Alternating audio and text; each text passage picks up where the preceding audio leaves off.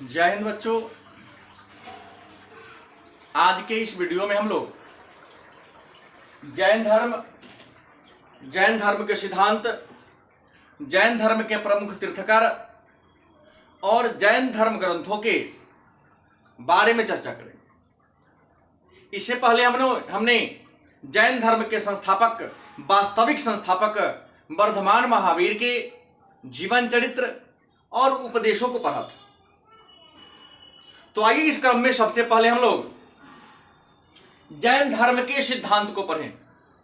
तो जैसा कि पिछले वीडियो में हमने कहा था कि जैन धर्म के जो सिद्धांत है, उन सिद्धांतों में 4 सिद्धांत जैन धर्म के 23वें तीर्थकर पार्श्वनाथ ने दिया था, और जो 5वां सिद्धांत है वह जैन धर्म के 24वें तीर्थकर महावीर स्वामी ने दिया था। चूंकि जैन धर्म के जो सिद्धांत है वह 5 है, अतः जैन धर्म के सिद्धांत को हम पंच महाव्रत के नाम से जानते हैं। यह पंच महाव्रत तीर्थकर के लिए, बड़े संत के लिए जरूरी है, और जो गृहस्थ जीवन में रहते हैं उनके लिए पंच महाव्रत नहीं है, उसके लिए 5 अनुव्रत हैं। जैन धर्म में जो बड़े संत होते हैं उन्हें तीर्थकर कहा जाता है, और जो गृहस्थ जीवन में रहते हैं उन्हें श्रावक और श्राविका कहा जाता है। तो तीर्थकर का मतलब होता है पथ प्रदर्शक, रास्ता दिखाने वाला। जैन धर्म का जो पहला सिद्धांत है सत्य, मतलब कभी झूठ नहीं बोलना चाहिए। अहिंसा, कभी हिंसा मतलब मारकाट नहीं करनी चाहिए। आस्तेय, चोरी नहीं करना चाहिए। अपरिग्रह, धन संग्रह नहीं करना चाहिए। ब्रह्मचर्य, इंद्रियों को अपने वश में रखना चाहिए। लेकिन 5 सिद्धांतों में जो सबसे ज्यादा महत्वपूर्ण है वह है अहिंसा, मतलब जैन धर्म सबसे ज्यादा अहिंसा पर जोर देती है। इन 5 सिद्धांत में जो पहला 4 सिद्धांत है सत्य, अहिंसा, आस्तेय, अपरिग्रह, यह 23वें तीर्थकर पार्श्वनाथ के द्वारा दिया गया है, और जो 5वां सिद्धांत है ब्रह्मचर्य, वह 24वें तीर्थकर महावीर स्वामी के द्वारा दिया गया है। दूसरा, जैन धर्म के संप्रदाय। महावीर स्वामी की मृत्यु के बाद जैन धर्म 2 विचारधाराओं में बट गई। एक का नाम था श्वेतांबर, दूसरे का नाम था दिगंबर। कहा जाता है कि मगध में चंद्रगुप्त मौर्य के शासनकाल में अकाल पड़ गया, दुर्भिक्ष पड़ गया। उस दुर्भिक्ष के दरमियान जैन धर्म के कुछ संत भद्रबाहु के नेतृत्व में दक्षिण भारत चले गए, और कुछ संत स्थूलभद्र के नेतृत्व में मगध में ही रह गए। लेकिन दुर्भिक्ष की समाप्ति के बाद, अकाल की समाप्ति के बाद, जब स्थूलभद्र और भद्रबाहु आपस में मिले तो वर्चस्वों को लेकर, अपने आप को श्रेष्ठ सिद्ध करने को लेकर दोनों में मतभेद हो गया, और पहली जैन सभा में जैन धर्म 2 भाग में बट गया। एक का नाम पड़ गया श्वेतांबर। श्वेतांबर उसे कहा गया जो श्वेत वस्त्र को धारण करते थे, और श्वेतांबर संप्रदाय के संस्थापक स्थूलभद्र थे। दिगंबर उसे कहा गया जो बिना वस्त्र के रहते थे, नग्न रहते थे, और दिगंबर संप्रदाय के संस्थापक भद्रबाहु थे। जैन धर्म का श्वेतांबर और दिगंबर में विभाजन 300 ईसा पूर्व में चंद्रगुप्त मौर्य के शासनकाल में जैन धर्म की पहली सभा में हुई थी।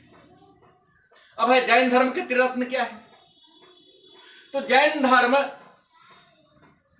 के वास्तविक संस्थापक महावीर स्वामी ने कर्म फल से मुक्ति पाने के लिए, जन्म और मृत्यु के चक्र से मुक्ति पाने के लिए 3 बातों को पालन करने को कहा। उस 3 बात को हम जैन धर्म के त्रिरत्न या जैन धर्म के 3 जौहर के नाम से जानते हैं। यह 3 बातें हैं। सम्यक ज्ञान, मतलब सुंदर और पूर्ण ज्ञान लो। सम्यक ध्यान, ध्यान सुंदर लगानी चाहिए, अच्छी संकल्प लेकर, और सम्यक आचरण, अपने चरित्र को हमेशा सुंदर रखनी चाहिए। मतलब सम्यक ज्ञान, सम्यक ध्यान, सम्यक आचरण, ज्ञान ध्यान आचरण, ध्यान रखेंगे, ज्ञान ध्यान आचरण जैन धर्म के त्रिरत्न या जैन धर्म के 3 जौहर है। यह जैन धर्म में कर्म फल से मुक्ति पाने का, मोक्ष प्राप्ति का साधन है। मन में प्रश्न होगा तो जैन साहित्य के क्या है? तो जैन साहित्य को हम आगम कहते हैं। जैन साहित्य को, जैन धर्म के साहित्य को हम आगम कहते हैं। और आगम में 12 अंग, 12 उपांग, 10 प्रकरण, 6 छेद सूत्र, 4 मूल सूत्र और 1 नंदी सूत्र को रखा गया है। और सबसे बड़ी बात, जैन साहित्य को प्राकृत भाषा में या अर्ध मगधी भाषा में लिखा गया है। जैन धर्म की विशेषता है कि जैन धर्म कर्मवाद और पुनर्जन्म में विश्वास करती है, लेकिन वेद और ईश्वर की सत्ता में विश्वास नहीं करती। जैन धर्म की एक देन है कि इन्होंने छुआछूत, जाति प्रथा जैसे आडंबर को, पाखंड को दूर करने का काम किया था और समाज में समरसता की भावना को जगाने का प्रयास किया था। अब है जैन धर्म की सभा। तो जैन धर्म में संतों के बीच जो विवाद हो गया था, उस विवाद को दूर करने के लिए या जैन धर्म के जो ग्रंथ यत्र तत्र बिखर गए थे, तो बिखरे हुए ग्रंथों को संकलित करने के लिए 2 बार जैन धर्म की सभा, मतलब मीटिंग बुलाई गई थी, बैठक बुलाई गई थी। तो जैन धर्म की पहली सभा बिहार के पाटलिपुत्र में 300 ईसा पूर्व में मौर्य वंश के संस्थापक चंद्रगुप्त मौर्य के शासनकाल में हुई थी। इस सभा के अध्यक्ष स्थूलभद्र थे और भद्रबाहु ने पहली जैन सभा का विरोध किया था। पहली जैन सभा में जैन धर्म 2 गुटों में, 2 भागों में बट गया। एक का नाम था हीनयान और दूसरे का नाम था, एक का नाम था श्वेतांबर और दूसरे का नाम था दिगंबर।